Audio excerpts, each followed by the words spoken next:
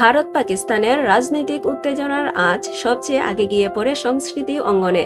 কাশ্মীরের উরিতে 2016 সালের হামলার পর থেকেই বলিউডে নিষিদ্ধ হন পাকিস্তানি শিল্পীরা, যা বহাল ছিল দীর্ঘদিন। এবারও সেই পুরনো দৃশ্যই যেন ফিরে আসছে। গত 22 এপ্রিল কাশ্মীরের পেহেলগামে সন্ত্রাসী হামলায় 26 পর্যটক নিহত হওয়ার পর ফের দুই দেশের সম্পর্কে টানাপোড়েন দেখা দিয়েছে। এর জেরে ফের টার্গেটে পড়েছেন পাকিস্তানি তারকারা। এ ঘটনায় সরাসরি ক্ষতিগ্রস্ত হয়েছেন অভিনেতা ফাওয়াদ খান এবং অভিনেত্রী হানিয়া আমির। ফাওয়াদ খান অভিনীত বলিউড সিনেমা আবির গুলালের মুক্তি স্থগিত করা হয়েছে।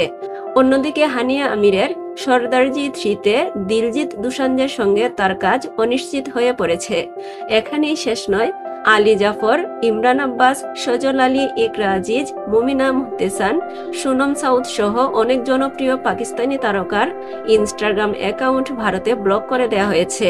পাশাপাশি তাদের নিয়ে সামাজিক মাধ্যমে ছড়ানো হচ্ছে গুজব। সম্প্রতি হানিয়া আমিরকে নিয়েও ছড়ানো হয়েছে একটি ভুয়া বিবৃতি।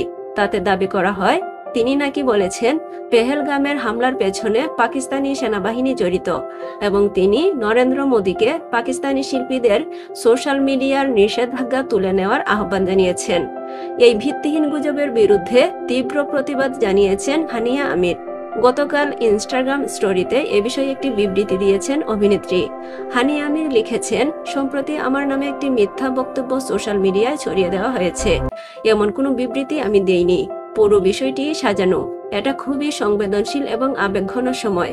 সাম্প্রতিক মর্মান্তিক ঘটনায় যারা প্রাণ হারিয়েছেন তাদের জন্য, তাদের পরিবারের জন্য আমার হৃদয় ভারাক্রান্ত হয়ে আছে। এ ঘটনায় সমবেদনা প্রয়োজন, রাজনীতিকরণের নয়। অভিনেত্রীর কথায় আমাদের মনে রাখতে হবে, চরমপন্থী বা সন্ত্রাসবাদীদের কর্মকাণ্ডের দায় কোনো দেশ বা ওই দেশের নাগরিকদের উপর দেওয়া যায় না। প্রমাণ ছাড়া দোষারোপ কিন্তু বিভাজন আরো বাড়িয়ে দেয়।